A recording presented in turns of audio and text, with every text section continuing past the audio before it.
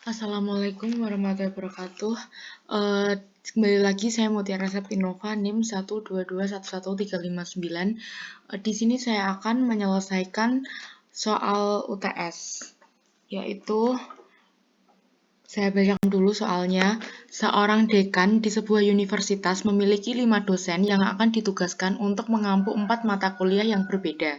Semua dosen tersebut telah mempunyai pengalaman mengajar sebelumnya dan telah dievaluasi oleh para mahasiswa. Ranking untuk masing-masing dosen berdasarkan mata kuliah tersebut adalah sebagai berikut. Profesor Sarjoko pada mata kuliah pengantar bisnis yaitu 90, pada mata kuliah riset keuangan 90, teori ekonomi 75, pasar modal 80. Dan ada Profesor Panji pada mata kuliah pengantar bisnis yaitu 75, riset keuangan 95, teori ekonomi 80, dan pasar modal 95. Pada Profesor Tini, mata kuliah pengantar bisnis yaitu 90, riset keuangan 80, teori ekonomi 80, pasar modal 80. Lalu pada Profesor Tarmizi, pengantar bisnis yaitu 80, riset keuangan yaitu 70, teori ekonomi 95, pasar modal 75. Lalu ada Profesor Sambudi, yaitu pengantar bisnis 75, riset keuangan 95, teori ekonomi 70, pasar modal 80. Lalu pertanyaannya adalah, dari data pada tabel di atas, buatlah penugasan yang optimal untuk masing-masing dosen tersebut. Kita buka aplikasi POM-nya, lalu kita klik assignment. Nah, ini titelnya. Kita ketik Universitas Dosen. Universitas Dosen. Lalu number of job-nya kita ganti 5. Dan number of margin-nya kita ganti 4. Lalu objektifnya karena maksimal, di sini kita menggunakan yang maximize. Dan row name-nya kita memilih job 1, job 2, dan job 3. Lalu setelah itu kita klik OK. Setelah kita klik OK akan muncul seperti ini. Dan mesin 1 kita ganti dengan pengantar bisnis. Pengantar bisnis.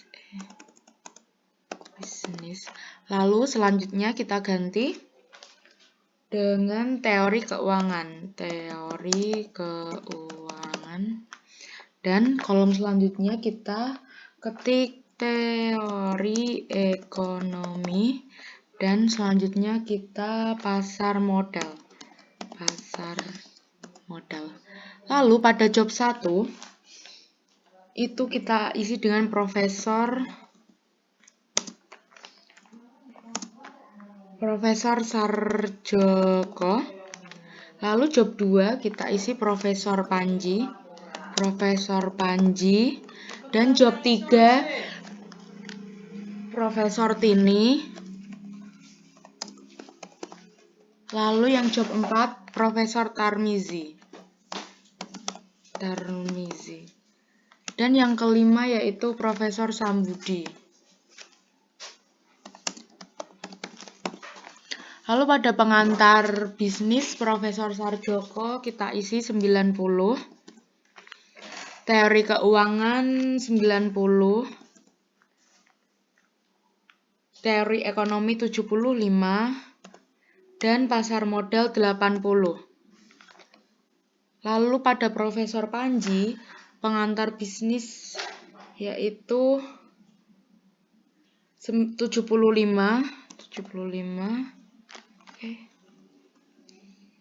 Lalu teori keuangannya 95. Teori ekonominya 80. Dan pasar modalnya 95.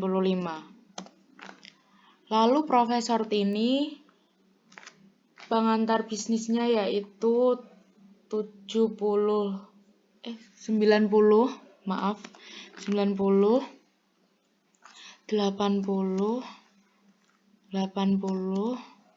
dan 80. Profesor Tarmizi, pengantar bisnisnya yaitu 80. Dan riset keuangan